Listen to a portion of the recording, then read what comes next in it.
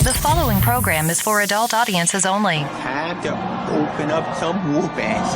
Turn the volume up, they can hear from hell. Everyone's ready, so let's ring the bell. Ding, ding, ding, let's start the clock. HBW, yeah, we're bumping chops.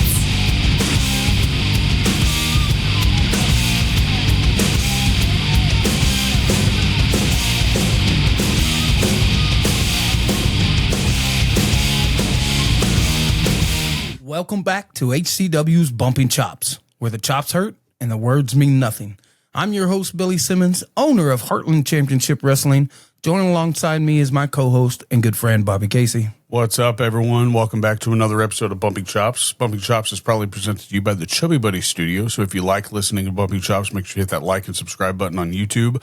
Also, be sure to follow the Chubby Buddies on all social media platforms like Facebook, Instagram, X. We sort of post on there, but that's at Chubby Buddy Studio. But Bumping Chops is also proudly presented to you by Mason Coley Creative. Mason Coley is the man behind the camera and the storyteller of HCW, but not only is he that, let's focus on one big thing that he has. He has a big giveaway that he's doing for the Bumping Chops podcast, and that is all the rules are actually on the Chubby Buddies Facebook page, so make sure you're following us on Chubby Buddies. I don't want to break those down every single time. But I will break them down one last time, and after this will be the last time. All you have to do is follow the Chubby Buddy Studio, follow Mason Coley Creative, and also follow Heartland Championship Wrestling. But there's a twist to it. You can also follow the Chubby Buddy Studio on YouTube and take a screenshot and share that to the Facebook page that's designated for a post, all right? But the rules are very, very detailed, scripted in that post. So make sure you're following Chubby Buddy Studio on Facebook. And Mason is fantastic. If you don't watch what he does on Facebook, not only in the professional wrestling world, but all over. His action shots are some of the best. Matter of fact, I bragged to him to the Wichita Thunder when we met with him the other day. I said that the guy I got taking our action shots is fantastic, and I'd put him up against anybody. So Mason Coley Creative, helping us tell those stories with the fantastic action pictures he takes. I wouldn't want to even try to do that job, but I couldn't imagine, I don't know how he's gotten so good at, I think it's just something he picked up, right? It's a talent for sure, and he's got that eye for it. And you ask any of the HCW roster, that his pictures have been fantastic. I'm sure a lot of them's been able to send them to other promoters to help get them bookings and stuff like that. So just what he does for the roster and us as a company in general is fantastic. So can't be more grateful for Mason Coley Creative. Yeah, make sure you're following him on all the socials also. He's now got an Instagram that he's slowly been loading stuff up on there so you can see his weddings, his rodeos, his football games, and HCW. So did you see that basketball shot he just I didn't see that posted? One. Oh, my. It was beautiful. Is it Mulvane or? I'm not sure. I think so, but this dude got dunked on. That's what it was, and it was a great shot. Ooh, that's what I'm saying. Action sports, man. That's it. where his calling is. That but no, is. follow Mason Coley Creative on all social medias, and we thank him for supporting the Bumping Chops podcast and Heartland Championship Wrestling for the giveaway. For sure. But now it's let's, I guess. And then to follow the latest information about HCW, follow us at HCW Live 23 on social media platforms. That includes YouTube. Go follow our YouTube. If you are far away and can't make it to shows, we live stream our shows on Facebook and YouTube. So follow us. Get it out to your friends. Anybody that likes professional wrestling, tell them follow Heartland Championship Wrestling, because what we're doing is unique. What we're doing is a lot of fun, and my guys are busting their tail to put out what we put out. That is true. And you guys are streaming on YouTube now. We are. Oh, sweet. I thought it was just TikTok and Facebook. I'm pretty sure YouTube. I double check that, but I know Facebook, TikTok is a for sure. But the last I talked to them, I think we were doing YouTube also. That's awesome if they are. But no, on today's episode, we're going to break down actually what happened at Heartland's last show in Salina. Freaked out. I unfortunately was not there, but our host of the show was there, obviously, and then we also have a special guest. But we're also going to break you down in today in wrestling history, playing a little game before that, and then maybe we'll get to know our guests a little bit better. But we have a very special guest, isn't that right? We do have a very special guest. Another one of the young men that learned under my Bears Den training facility, has been busting his tail all over the country. And you know him as formerly one half of HCW's former tag team champions, ACFC. This is the man, T2G, Tommy Too Good. What's up, brother? What's up, guys? How are you? What's up? How's things been, buddy? They've been great. Been, like you said, traveling around, having some fun matches, really enjoying this thing. Yeah, getting out there a little more, putting yourself out there. I'm super proud of that. Thank you. How many states did you go to this last year? New states? Well, that's kind of a disappointing number, I think. I think it's only one or two as far as new states, but I've done Kansas and every single surrounding state now for sure. So nice. I think I'm up to 10 total.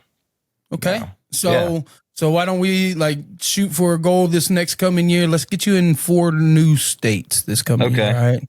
Let's push for that number. I know that's a little higher, but I think four good states, it would be all right for you, especially with the talent behind you. So thank you.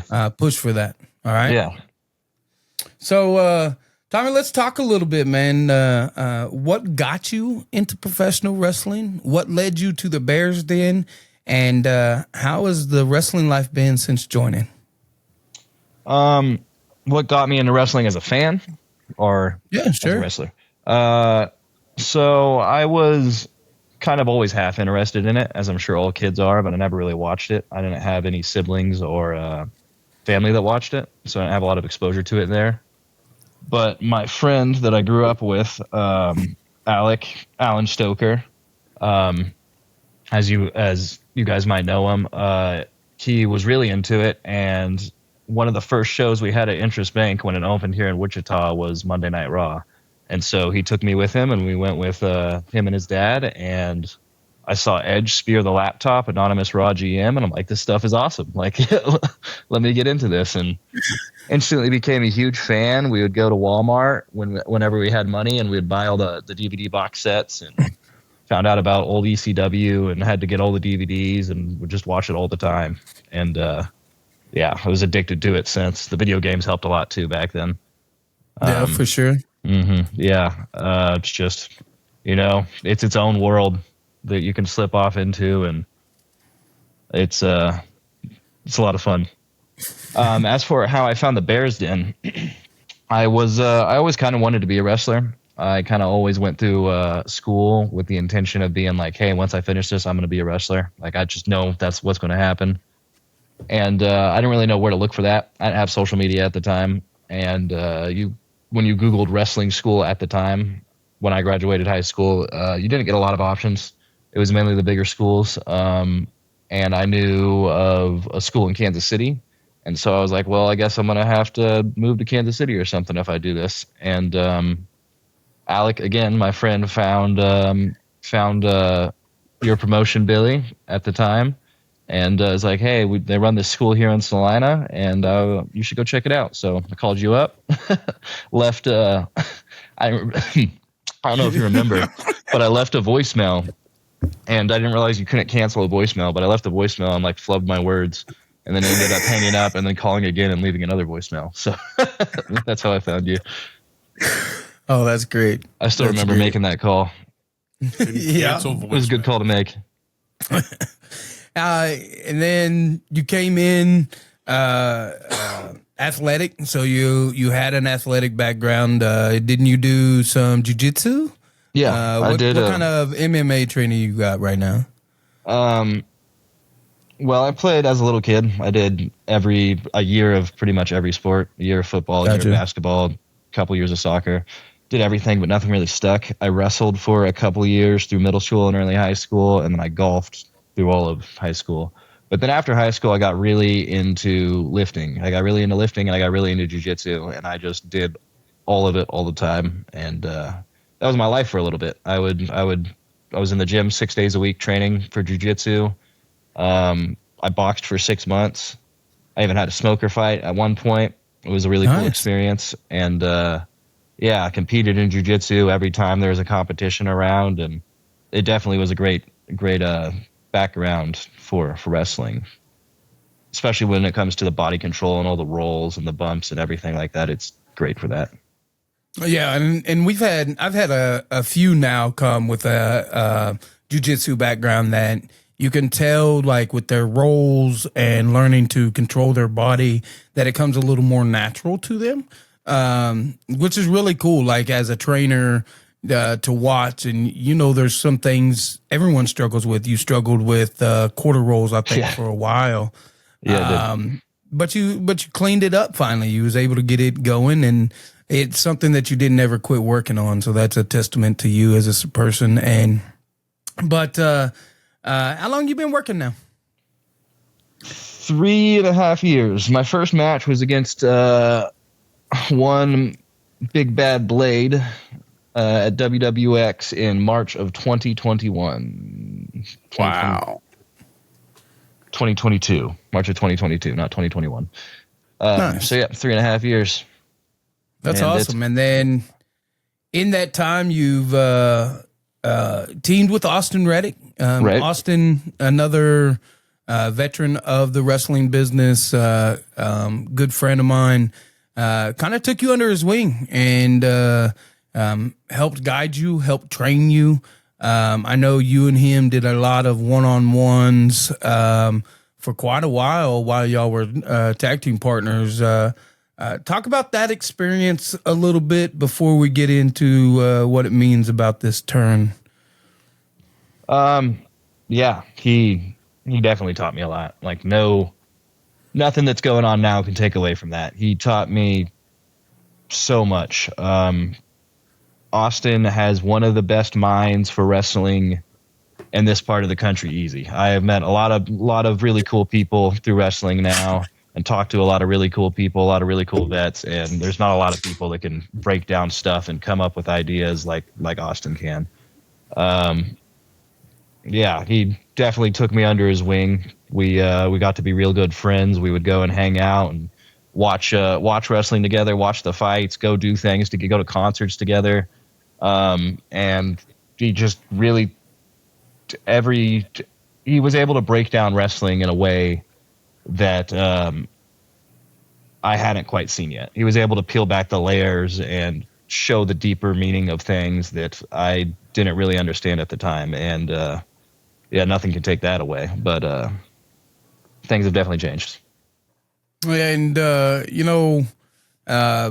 think it broke the fans' hearts when we had that split, when Austin tried to get you to cheat. You took the high road, which, I understand taking that high road, but Austin wasn't happy about it and kind of left you high and dry.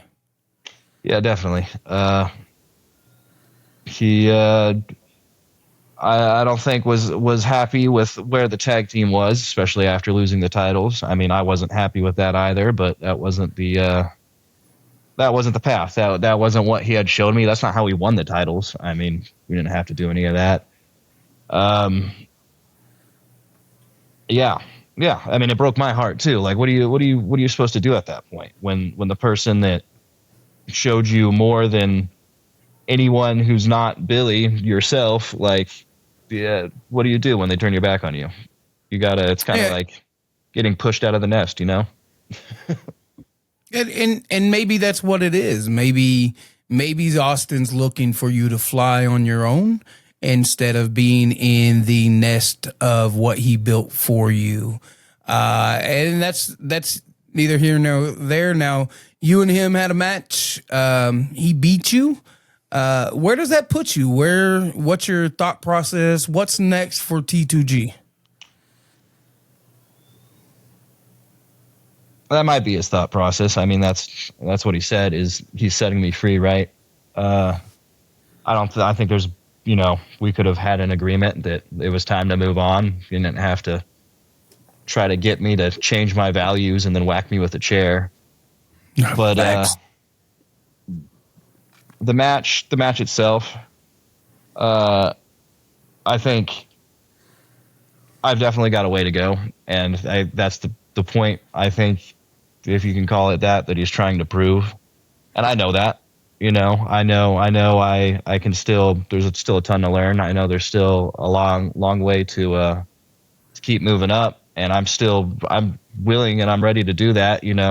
As we talked about at the beginning, I'm traveling around. I'm getting these bigger profile matches.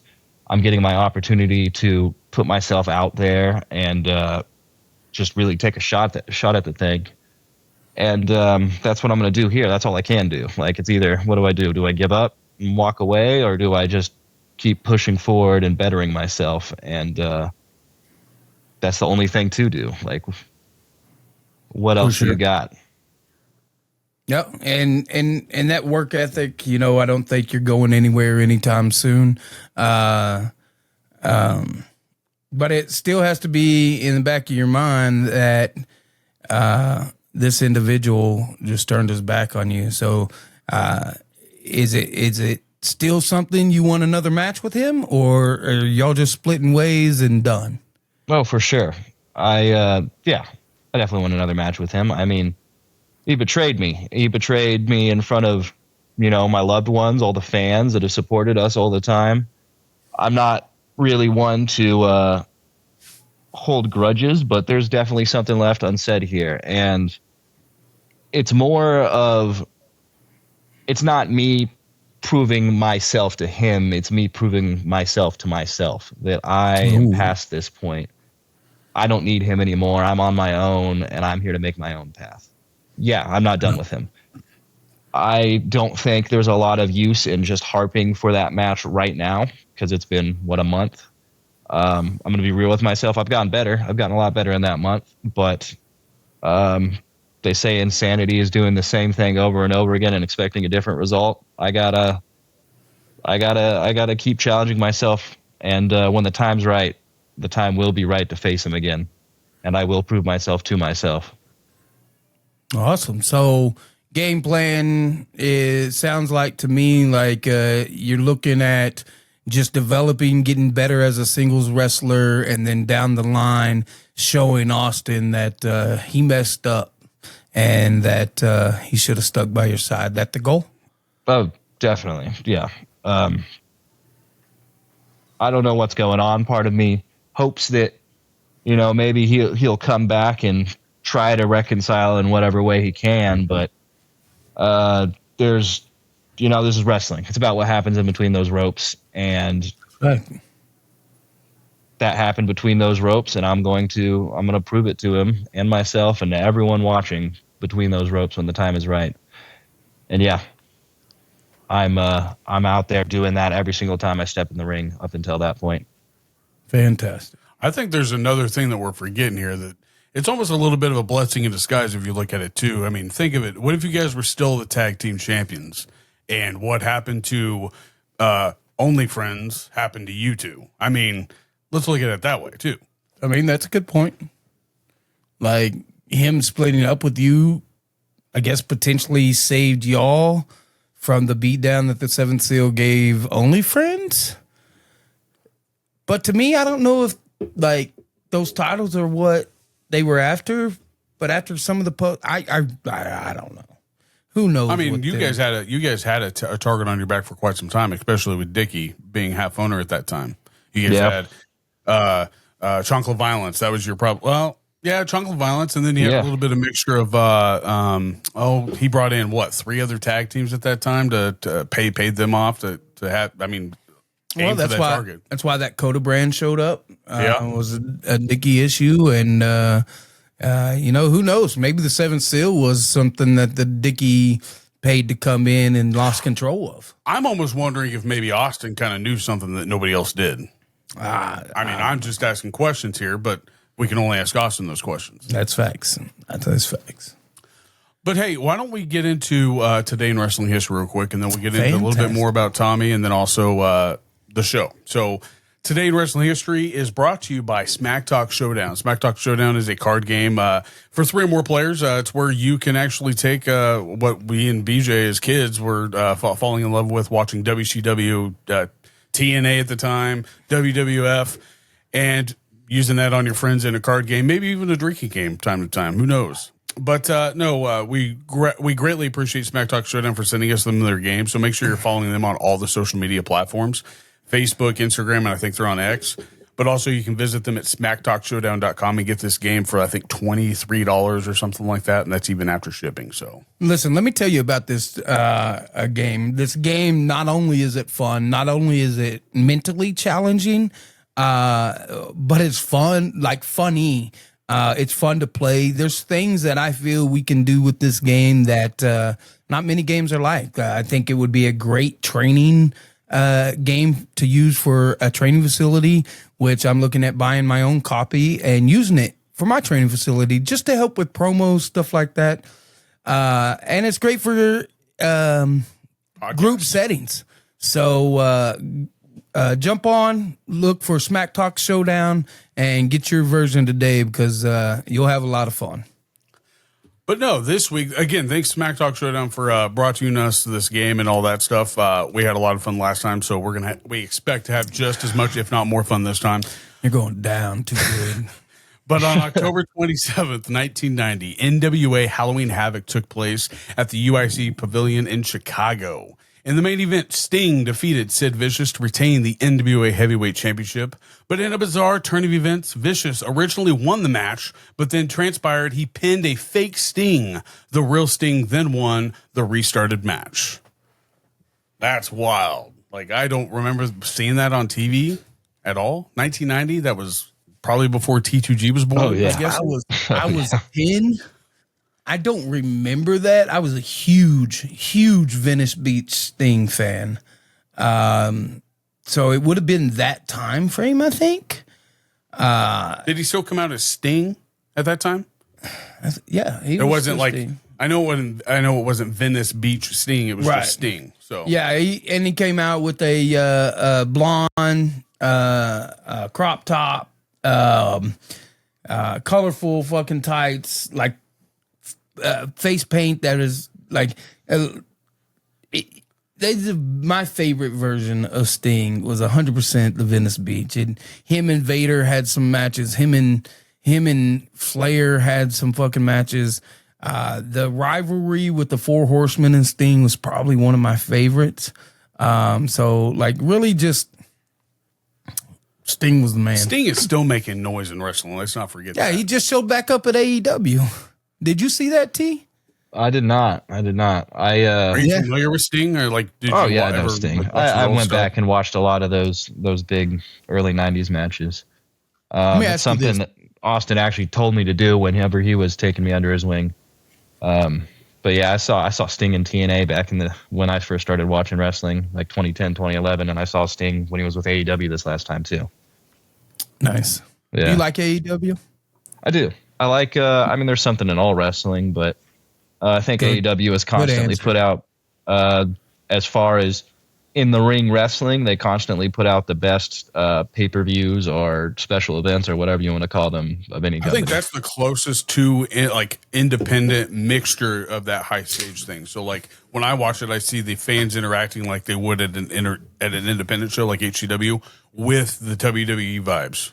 I could be wrong, but that's like kind of the vibe I get. Yeah, the AEW's got some money behind them, which is good. But like companies, I think are more in like independent vibe, but bigger standings. Companies like GCW, like Ring of Honor, like stuff like that. And that's for HCW to me, that's where I want to be. In where people say, "Hey, I want to be booked on HCW." So it's a long goal. It's a lot of work to get there, and we're gonna keep striving till we do. Yeah, well said. Did you have anything last thing about Sting you were saying? I think I interrupted you. I'm sorry. Oh no, you didn't. You're good. Okay. Well, again, I thought that was pretty cool. I don't remember that. I'm gonna have to do a deep dive about that to see who the fake Sting was. I have to look because I thought you were going into the RoboCop being there with Sting, which is a fucking awesome moment. Yeah, the next one was actually a year later in 1991, and it doesn't have Sting, but it does have Vader in a 4 versus 4 match. Was the following year. So interesting. But no, again, let's get into this second ever Smack Talk Showdown. All right. Oh. So what we are going to do here, and I kind of went over it with Tommy. Billy already knows what's going on. I'm going to draw a segment card, 2 Smack cards, and 2 name cards in between. I'll let him actually pick out Tommy's name. So I'll draw. Why is there a name card? There's two different color names. Yeah, because you give them 2 different names, and you get to mix it up however you want. So there's that. All right, and I'm going to draw for Billy here. Oh no! Oh, this is going to be good. All right, so I got the name cards here. I'm going to draw the segment card here. Let me shuffle them. Okay. I'm going to shuffle them up. It's only fair. Hope you're ready, Tommy. Who? Phone is ringing. Phone is ringing. Aaron, give me 1 second. Oh, 1 second. You're on air, Aaron. Oh, we got Aaron Helms on Bumping Chops. Hey, special guest. Just to make sure, Hector gave you the small key to the padlocks, right? Yes, I have it. It's on my key set. All you have to do is drive the trailer back. I'll open it when you get there. Okay, cool. I appreciate you. About 30 minutes. That's Aaron Helms, guys, picking up the chair and table trailer. So say hi. Howdy, y'all. What's up, Aaron? Talk to you later, buddy. Bye. Bye. All right. So I'm going to draw a segment card here. I'm going to read the segment card. These two are going to be going at it 1v1. And I think we were discussing earlier that in agreement that Billy is going to take the loss to the very first episode. I will. Versus one of his come-ups. Who was that? I listening to it again, watching it, Michael Maverick won that game. Like, hands down. Going into the gimmick that he did, laying the lines, he stumbled a little bit, like, once you hit him with that thing. But honestly, like, it was a smooth delivery. And that man's mind just fucking amazes me sometimes. But yeah, Michael Maverick won that, in my opinion. I think in a few others' opinions, but it was a good time. Here we go.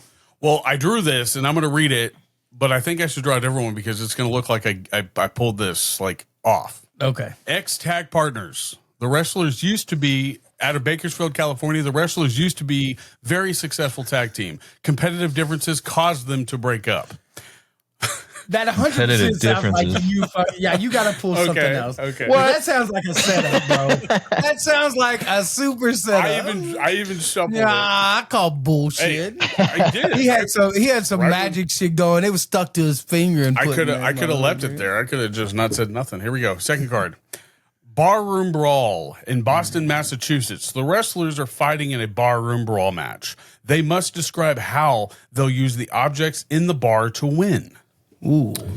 All right. So gang. again, Okay. Billy drew Tommy's name for this segment here. I'm going to draw the 2 Smack Talk cards. Okay. 1 from each pile. And then I'm going to set the clock. I think I'll let you choose who goes first. How's that? So I'm the old man, so I go last. Youngsters always first. Ooh. Okay. Tommy. Let me stopwatch here. I gotta. So I'm cutting a promo on this name here. Yes, you have 30 seconds. You're this name. Oh, I am this name. 30. I thought it was a minute. Is it a minute? Should be a minute. I thought it was 30. So here, let me double check. I'm double checking because I cut him off at. Oh, it's 45 seconds because I cut him off at 22 and a half seconds. That's what it was. God, why ain't it a minute? It should be a minute, but I'm good with that. No. We can raise it. No. Okay. That's the game. 45 seconds. 45 seconds. Tommy, your name is the Romantic Ogre. The Romantic Ogre. And Billy's name. Cutting a promo on a bar fight with Billy's Bar name. fight. And what is my name? Billy's name is the Mystic Waiter. The Mystic Waiter. The Mystic Waiter. Mystic Waiter. Waiter, like Waiter. Yes. Yeah, Like a restaurant waiter. Like a restaurant waiter. Oh man! And don't forget, it is a barroom brawl in Boston, Massachusetts. Mass. Massachusetts. The wrestlers are fighting in a barroom brawl match. They must They must describe how they'll use the objects in the bar to win. And at 22 and a half seconds, I'm going to cut you off and give you a smack card. And then it's going to flip everything else, and then we'll go from there, all right? Romantic ogre. Romantic ogre and majestic waiter. Yes. Okay. Yo. You tell me when you're ready, and I'll count you down from 3, all right?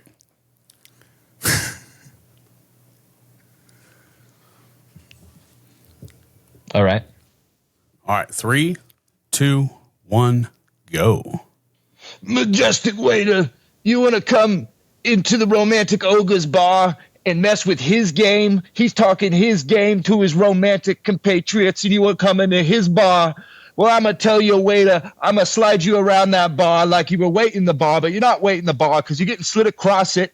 And then I'm going to take the cue balls from that pool table over there that I also talked to my romantic. The cow goes. The speaker must incorporate animal noises into their promo. 3, 2, 1, go. I'm going to take the cue ball and I'm going to chuck it at you like a monkey chucking poop. I'm going to take the next cue ball and then I'm going to go to the dartboard. I'm going to go to the dartboard and I'm going to put you in front of the dartboard and pretend I'm not pretending because you're in front of the dartboard and that's time. Damn it. That was awesome. Fucking monkey throwing poo, bro. I couldn't think of anything else that threw stuff. It was great. Oh, man. All right. I should really fucking redraw a different smack card because I think he's going to have too much fun with that one. But it's all right. So you tell me when you're ready, and I'll count you down from 3. Mystic waiter. Majestic. All right. Mystic. Mystic. M-I-S-T-I-C. That's a majestic. My bad. No, it was close Same enough. thing. Mystic. M, and M is an M. Mystic waiter. All right. 3, 2, 1, deliver. Boston, Massachusetts.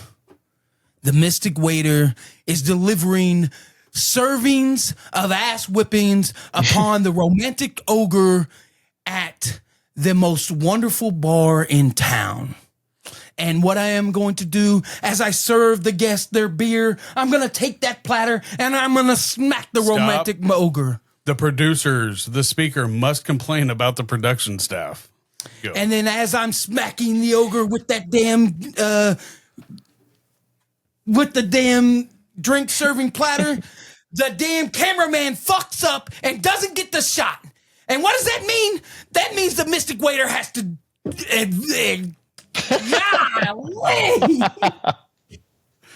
and that's time.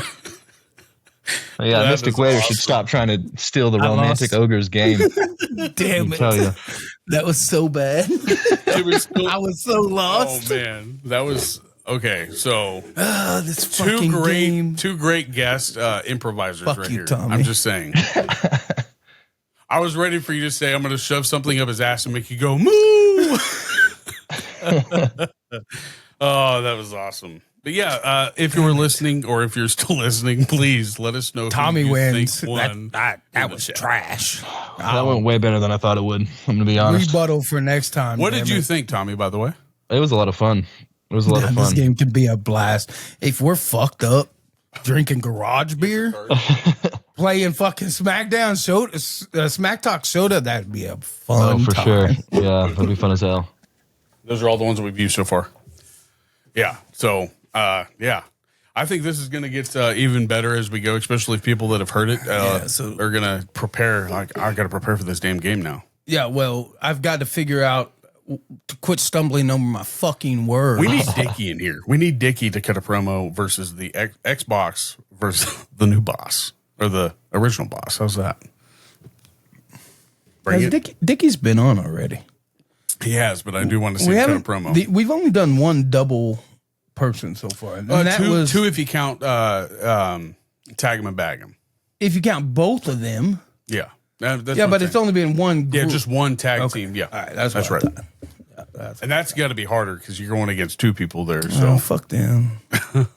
They can't whoop me. Bring it on, tag him and bag him. I'm going to make y'all motherfuckers cry.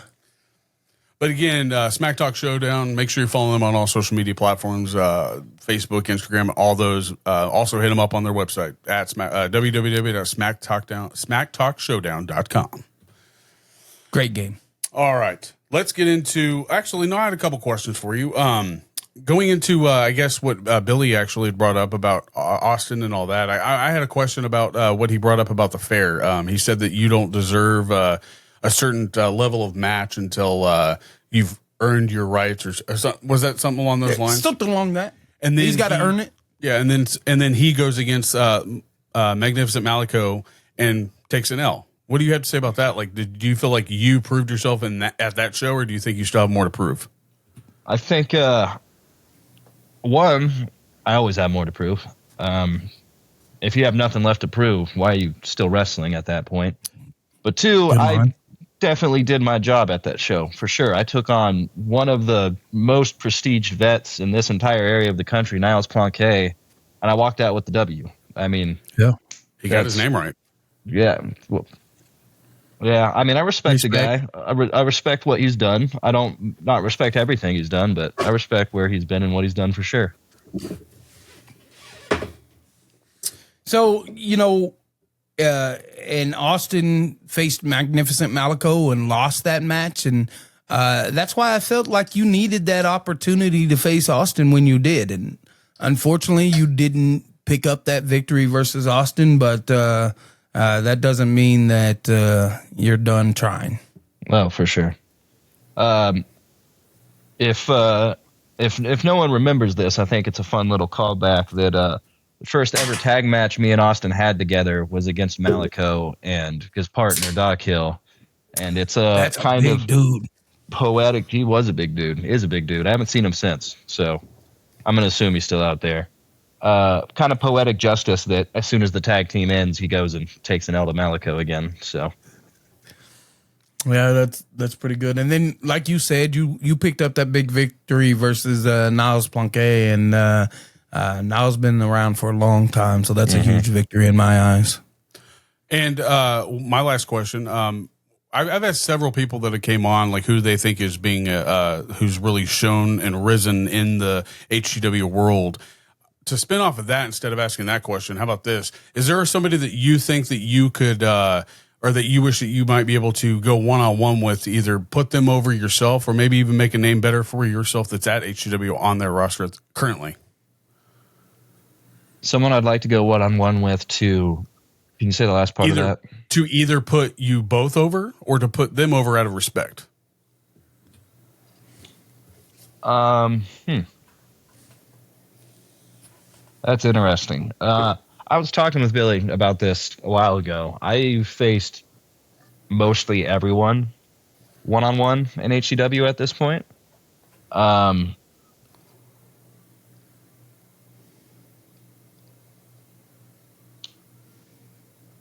Gee, how do I answer this? I think me and Gavin Bush would have a really fun match. Okay. Think that would put, as you said, put both of us over pretty good. The two names that always come to mind are the two names that I came up with, and that's Ray Leone and Chance Kerrigan, and I haven't stepped one-on-one with either of them. I faced them in tag matches and multi-man matches, rumbles. I've tagged with them. I've done everything but faced them one-on-one. So when the time's right, the time will be right for that. So, you're talking about not only the Heartland champion, but also the Independence champion currently. That's right. So your eyes are looking at the top. I like hearing that. That means that you're trying to put in that work to get into the position for that, and I recognize it. I'd love to see Gavin Bush Gavin Bush match with you too, just because everybody said Gavin Bush is the one that's been showing the most improvement, showing the crowd. The crowd is showing him the most love, probably, that's made us come up right before our eyes. So, but I think a lot of us are also used to hearing ACFC on one side of the room and other people who are obviously drunk screaming something else, saying something else, like, I don't know, only friends. I don't think the other half of the room really started showing up until Only Friends. All the respect to them and all the fans that I have, but before that, it was pretty dominant for ACFC. Not to toot our own horn.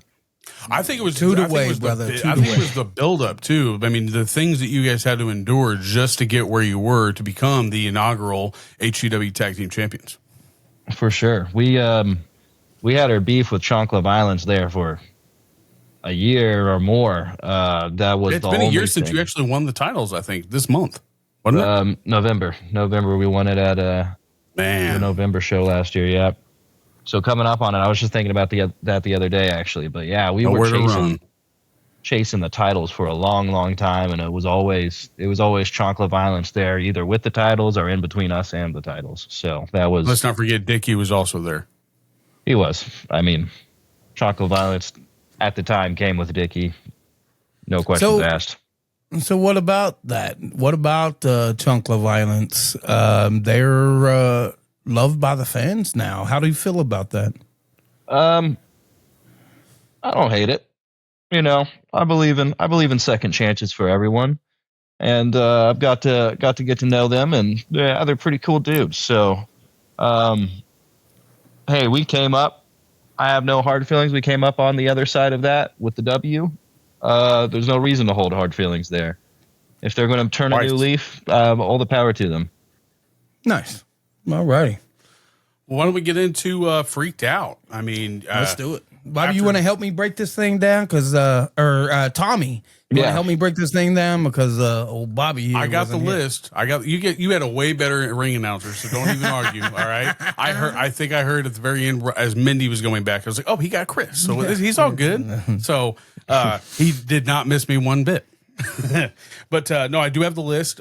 Listening to Tagum and Bagham's breakdown, I was kind of surprised. Like, I don't think we've heard anybody say, hey, the VIP match was our favorite, and it was one of the shortest. It was very short. I kind of chewed on them a little bit because to me, the VIP match is super important. And I've told all my roster that because those people spend extra money to get front row, to get that extra match. Why would I put some, like, there's been a couple that have been like, but I try to give them a very entertaining match because I appreciate the fact that they spend the money on the VIP. But let's just talk about that. Gavin Bush and Kargar. How'd that go? You know, Gavin, we've talked about Gavin a lot. We've talked about how talented he is. Yeah, the kid's young. He's not even 21 yet.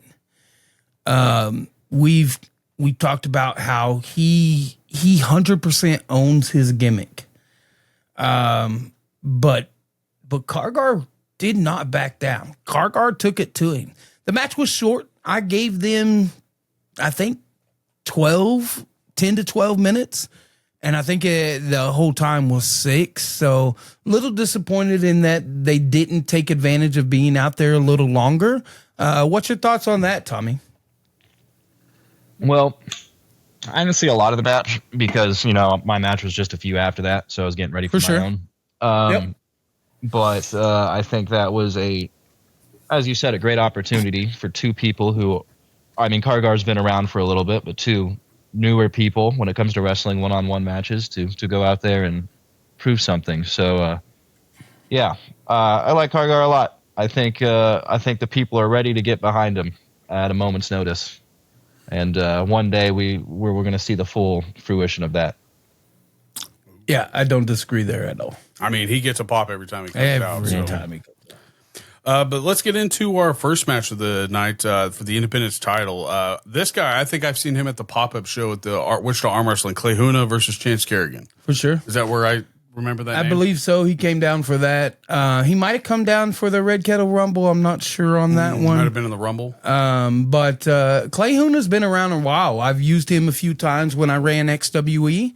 And he's only gotten better from that time. So he came in, got an opportunity versus the Independence champion, an undefeated Independence champion, where the winner goes on to face Kane Carter.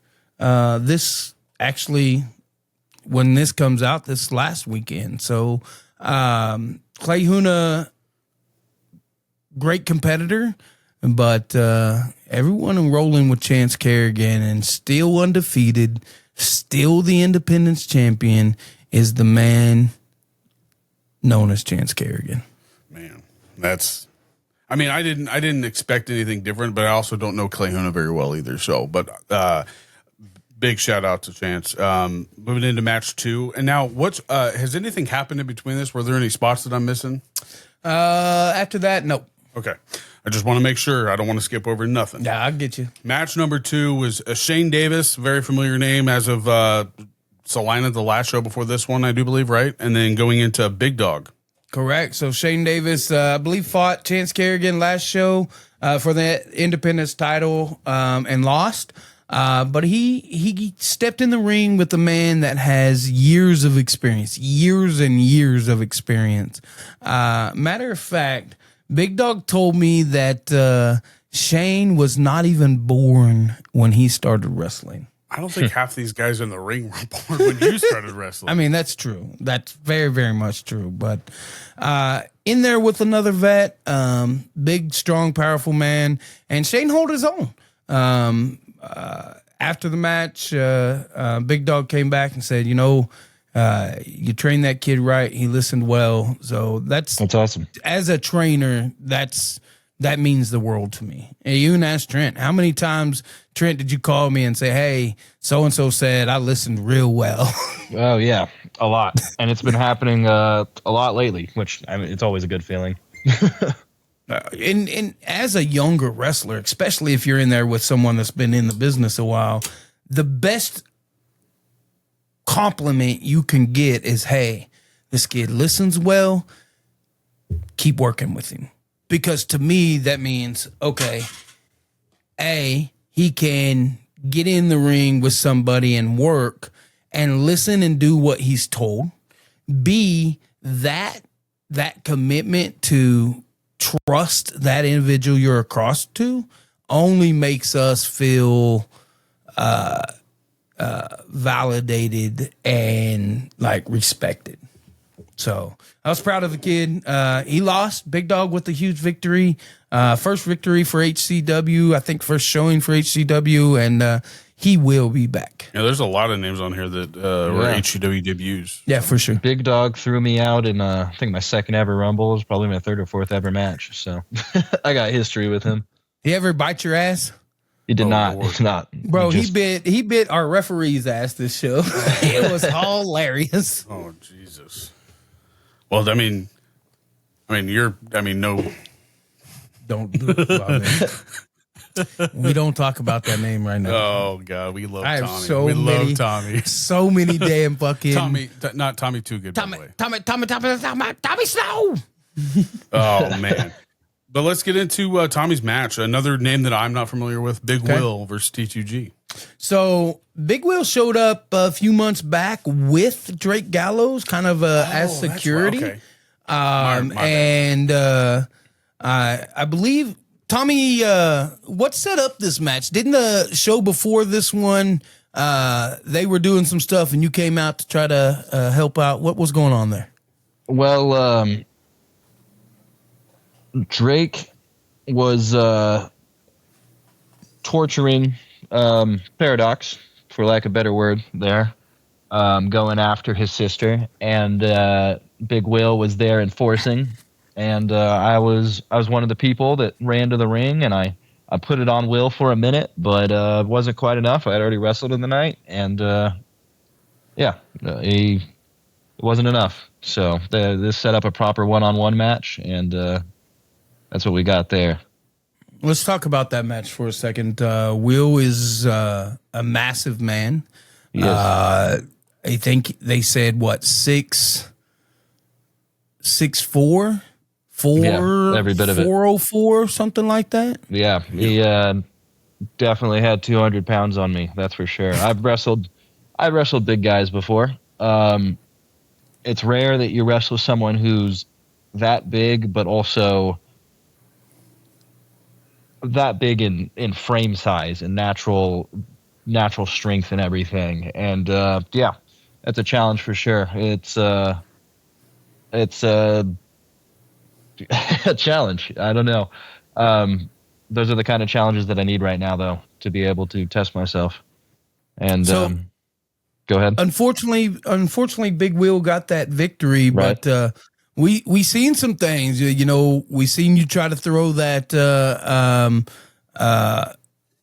snap power slam in, and Big Will's size? Did it just get the better of you and you collapsed, or what happened there? It was he was a big man. He was a big man. I haven't missed that power slam yet on anyone that I've tried to hit it on. So I guess it was bound to happen eventually. That's okay. It's bulking season. We're going to get a little stronger. And hey, next time I'm in the ring with Will, you might see me snapping that power slam on him. Oh, okay. Yeah. Talking about bulking season, Tommy, since you started with me, you've put on quite a bit of muscle. What do you think your pounds of muscle that you put on since you started wrestling 4 years ago? Well,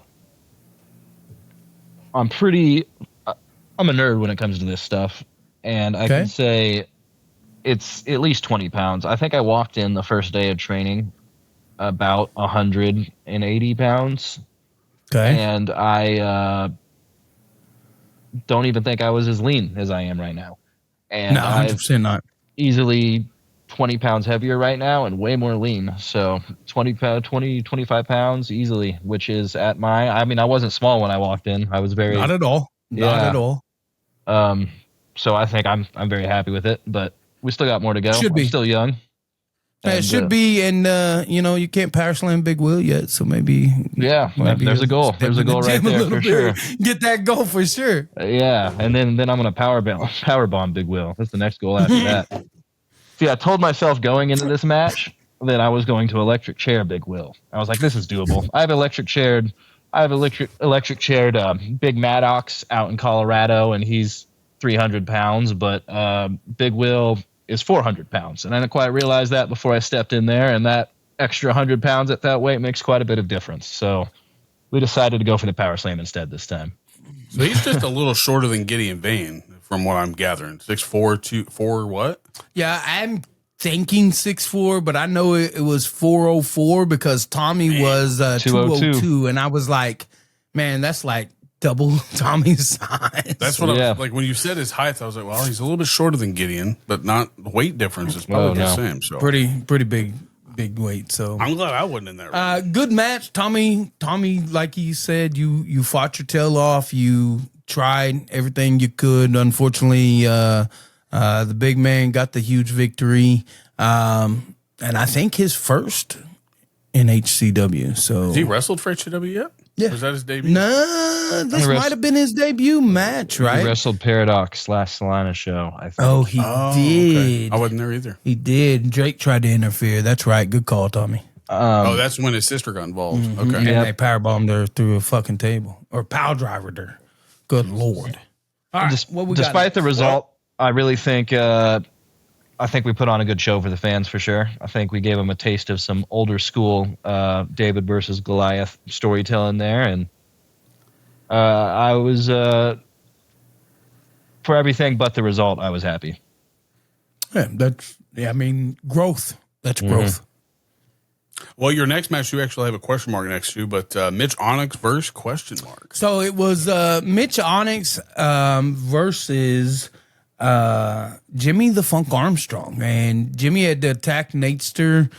We were supposed to have a Natester Jimmy the Funk Armstrong match, but Natester had to back out due to some personal reasons, and Funk decided he wanted to take on the challenger of Mitch Onyx. Mitch is one of my kids from back when Stormy and them trained, so he's got some time under him, and it was good to have him back in the arena. And got the big victory. Mitch caught a roll up on Funk with the 1, 2, 3, but unfortunately afterwards, Funk was not too happy and showed it with hitting his finishers. So, but Mitch with the big win, so we were happy with that. Yeah, and after that, I think I'm nothing changed for your actual lineup at that point. So this one, I think, is one that everybody anticipated, especially given the names behind it all, and then also what a lot of people didn't expect with the Curse taking on Hector De Oro versus Bruiser Violencia, given past circumstances. And Bruisador, Angel brought Bruiser and Hector together. If you watch the promo, Angel said, I don't care what happened in the past. Y'all two are brothers, and you're going to go out and fight this team like your brothers. And if you watch that match, you know, they were up some get some odds. The Cursed is a very decorated tag team. AIWF tag team champions, WWX tag team champions, XWE tag champions, AIWF, I think I said AIWF, but KWA tag team champions, Mid-South tag team champions. There was so many titles they were holding at once. It was crazy. And for Bruisador and Hector to come in and face this team that's so decorated, they had an uphill battle. But the advantage they have is the Cursed hadn't been together in 4 to 5 years. And even though they, Hector and Bruisador had some differences, Angel was able to get them on the same page towards the middle of that match. And it looked like they had their Cursed on the ropes. But the Cursed do what they do. And you've seen the Spinebuster backsplash leg drop. And you also seen the catapult bloodbath for the finish. And still, one of the top tag teams in the region is the Cursed. Well, I like what you brought up last time with our two guests, the Diamond Kings. You said, what if you were going to make the Cursed go against the Diamond Kings? Like, how do you feel about that? What would you call that match? Because we've had Brandon Cottonwood on here calling the heaviest match in HCW history the meat match. What would you call this match? The match that happened, or them versus the Diamond Kings? If they had to face the Diamond Kings, what would you give that? What title would you give that match? Oh man, I'm just coming to names that I just want to say Monsters Brawl, Monsters Ball. I think these are all used names though, but something with monsters and they're doing something in there, dancing or fighting. Hot. Not a meat match though. I mean, well, I guess you could. I mean, that's a lot of weight. Those are big motherfuckers. I wish before Austin decided to go on his little emotional fit that we got to face the Cursed in the ring though. That would have been good. That'd have been really good actually. Mm-hmm. That would have been really fun. I think the Cursed, like, I don't know how many more matches they got in there, but the Cursed being back kind of puts the tag team up in the air a little bit. Yeah, for sure. Because who knows? You know, like, the tag champions currently are part of the Cursed faction, but if the Cursed is the Cursed, they don't care. So who cares? Facts. So, and maybe we do something to fuck with this damn 7 Steel, because they sure are fucking everybody up. Ooh, but you had intermission after that. Anything happened during that I missed? No, intermission was good. It was nice and clean. Everyone went out, got some pizzas, got some beer. Cool thing about Salina is they serve alcohol, so drink, have a good time. They got garage beer? Definitely. I don't know if they have garage beer. I'm probably. If you don't have garage beer, I don't know what's The pizza was pretty good. I was shocked. The pizza is pretty good. I stole a few pieces. The breadsticks, bro? The breadsticks are pretty tasty. If you want to get this guy's heart, get something like off the wall, like not pizza. Pizza's a plus, but get some breadsticks. Get a little pizza pepperoni stuffed things from like Little Caesars. That's gonna warm this guy's heart. That's facts. Listen, we eat so much regular shit all the time. Give me something that's unique. Facts. I like it. I agree with that. But no, going out of intermission, let's talk about this tag team match against No Yakuza versus the Diamond Kings. Listen, Tommy, you know a lot about No Yakuza. You fought them many times. What's your thoughts on them as a tag team? I have they're here and there, and they're here and there on their morals, but I have a lot of respect for them as competitors for sure. They're awesome. I had a couple of fans say to me that this was their favorite match of the night. And I have no doubt with those 4 guys in the ring. But yeah, I have always enjoyed any time we got to step in the ring with them. It's been a lot of fun. It's been a good challenge and always one I look forward to. Yeah. And like, I've talked to a couple people, and they pride themselves on saying, like, that was probably one of the hardest hitting matches of the night, which with Chris Vale in there does not surprise me at all. That man at one point won an opportunity to go train in Japan. So it really doesn't surprise me. But still, the HCW Tag Team Champions is the Diamond Kings. Now, it was a DQ finish, but at the end of the day, the Kings are still the champs. Man. And I did see that they lost that. I just didn't know how it actually happened. Did something happen between Bruiser or what? For? The finish. Like, who got DQ'd? In the Diamond? Or my bad, the tag match. I'm sorry. There you go. What actually happened? It looked like the No Koshikuzu was going to get the victory, and then Katie Lynn pulled the referee out. Smacked the shit out of her. Jeez. Golly. Katie, you got to calm down. You can't be hitting my officials. That's grounds for fucking suspension. Matter of fact. Oh, shit. Do it. Dun-dun-dun. Should I? Tommy, should I? Okay, no. Now I'm throwing fuel on the fire here. But all right, I'm listening. I don't know. You got to do something. Yeah, put a little stipulation on them. I mean, put it else in front of him. What happened when Aaron Helms tried to interfere? What happens when Dickie? I mean, in all honesty, Katie Lynn has intervened in multiple matches. And I know this episode is going to release after this weekend, but I think I might make a good little promo. I think that Katie Lynn might need to have a suspension for October 25th. Oh.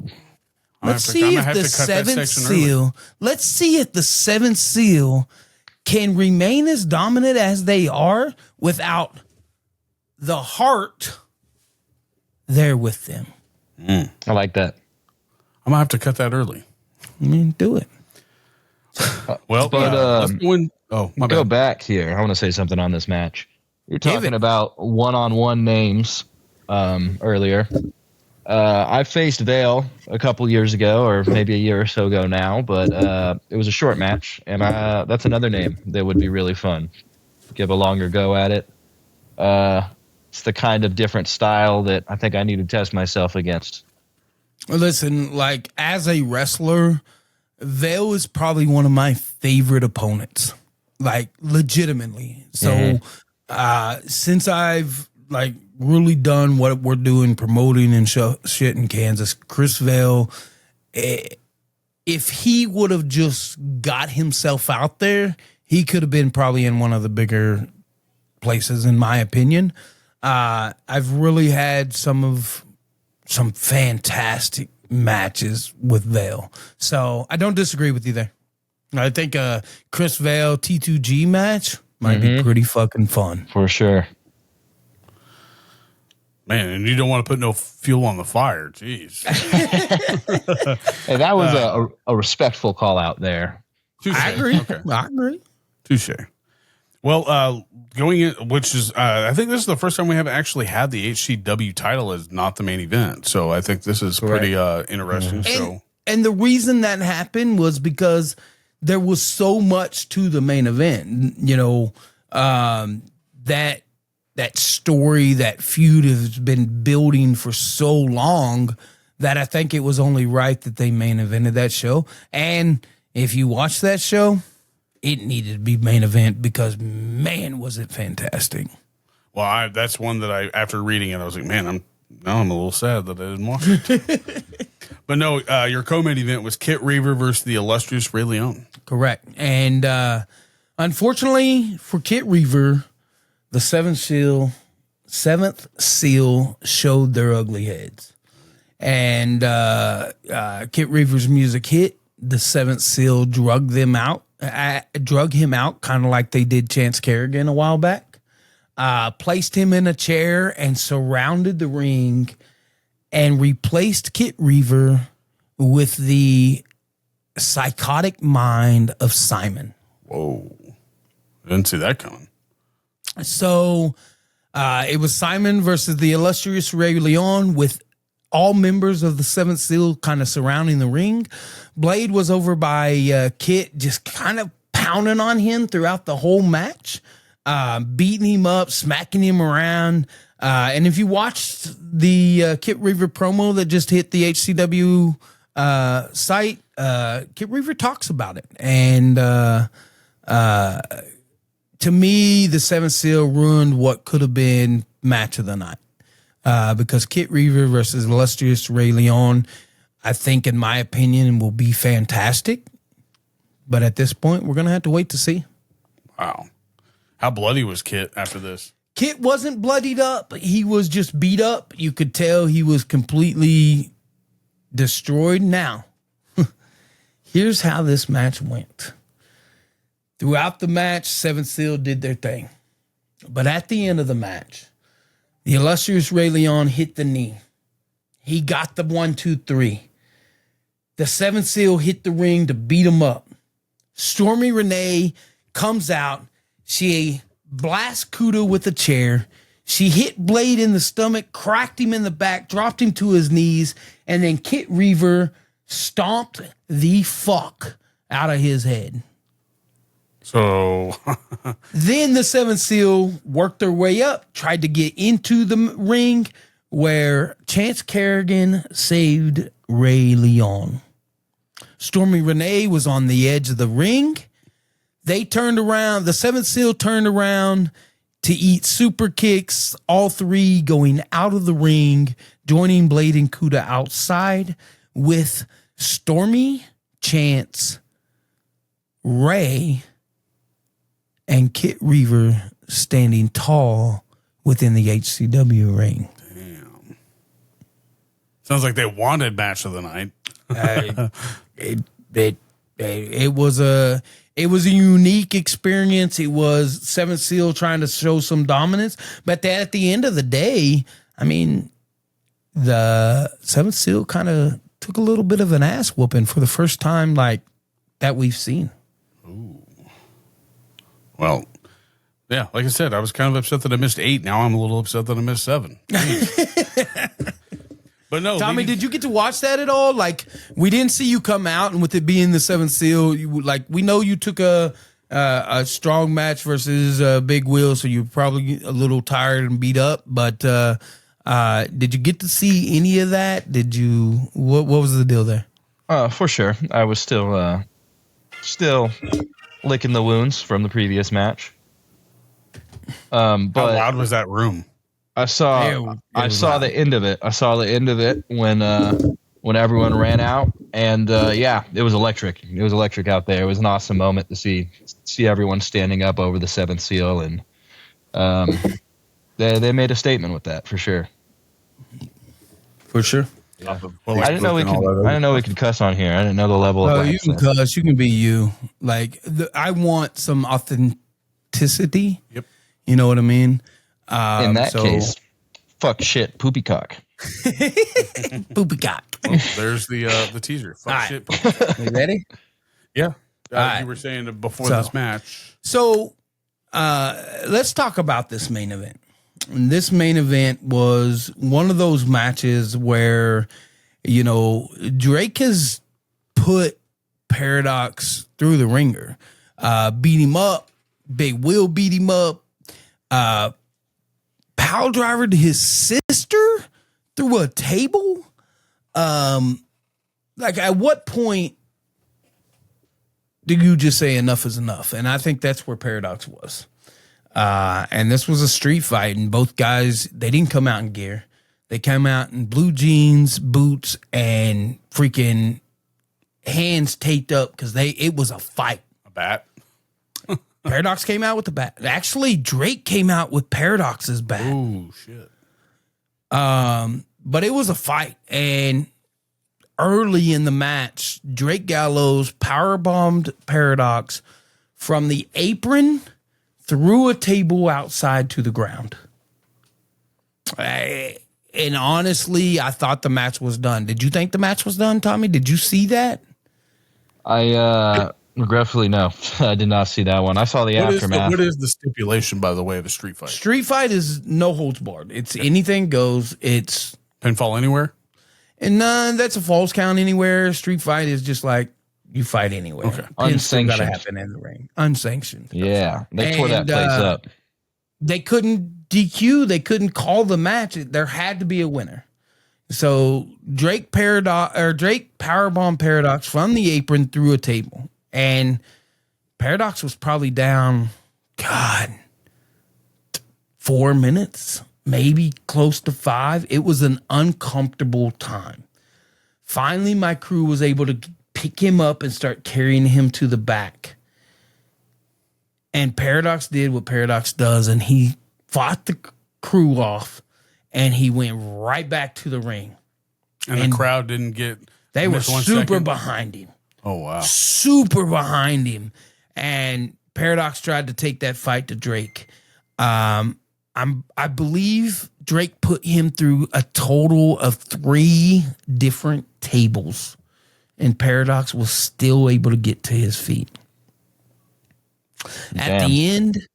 At the end, Drake went to, at the end, we seen Paradox's sister come out because, Drake had put her through a table, so came out, helped out her brother just a little bit, and Big Will tried to get involved. He went through a table himself, and Paradox picked up the huge victory with a go to sleep with the 1, 2, 3. Damn. Huge match, huge victory for Paradox. And big loss for Drake Gallows. So we'll see what goes on from there. I can imagine how loud that room was. It was loud. Louder than when Stormy came out and got hurt. What's the toss up there? You need a hard. decibel reader, man. I mean, maybe we might need a decimal. Yeah, that'd be fun. Like we had a decimal reader when ACFC was coming out with the tag titles. ACFC's coming out. Even when the girls went for the first ladder match in HCW that would have been huge. Maybe we need a decimal reader. Maybe we'll find one. Man. But no, that is freaked out. Which big match, or actually, I guess any of this, is there anything of this going to be bleeding out into what's to come this weekend? At the end of that Ray Leon match, Stormy with the chair, at the end of that, she cut a promo and she said, "You fucked with my friend. You hurt my tag team partner." And she called out the Midwest Monster Blade. Oh, shit. So this coming weekend, actually the weekend prior to this episode, you will have Stormy Renee versus the Midwest Monster Blade for the first time ever. Oh, shit. She's got big shoes to fill. Damn, you're giving Calling All Sassholes her dream from a year ago being on the pod. I mean, man, something. Huge matches for this show that happened last Saturday. So if you missed it, check it out next time. Awesome. Yeah, and also check out Tag 'em and Bag 'em. They're putting out awesome breakdowns like that. That's the only reason why I knew about the VIP match being better than, in their opinion, of course. And then I kind of watched towards, I think, when Mindy was going back in. I don't know what that was all about. So Mindy cut a promo challenging I think I'm trying to think of her name. Something B. Oh, wait. Anyway, so November 15th, Salina, Kansas. We will bring Mindy Grace versus, I believe her name is Izzy. Izzy B? Izzy B. Correct. Yeah. So Mindy Grace versus Izzy B live in Salina, Kansas. Who is Izzy B? So Izzy B is a young lady out of Missouri, I believe. Yeah, that Kansas is City making area. her HCW debut. That's not the ref, is it? No. Oh, okay. No. Making sure. Keep an eye on that. We will post match announcements coming up. So November 15th, Salina, Kansas. But before we cut this off, make sure you're following HCW on all social media platforms. Also, make sure you're following Mason Color Creative and Chubby Buddy Studio to get in on that giveaway. But one last thing before we go, did you want to hit this real quick? The Bears Den. So If you want to be a professional wrestler, referee, anything like that, contact the Bears Den training facility. My number is 620-802-5209. It is 10 times easier to text me, so I know what I'm getting into and answering these phone calls.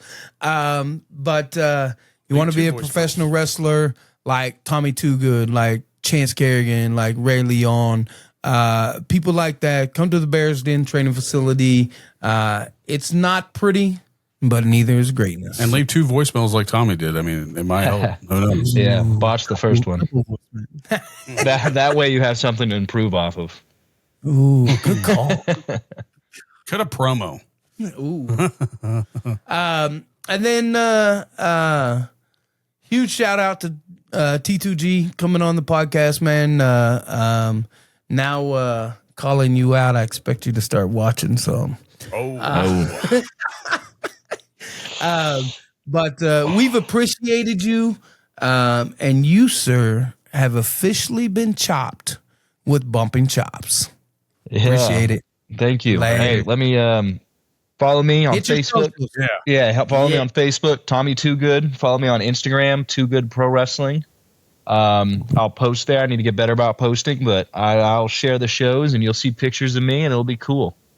It's been a lot of fun, guys. Do you want me to do a sign off? Sure. Yeah, hit it. All right, sweet. This has been Bumping Chops with T2G. Have a good night.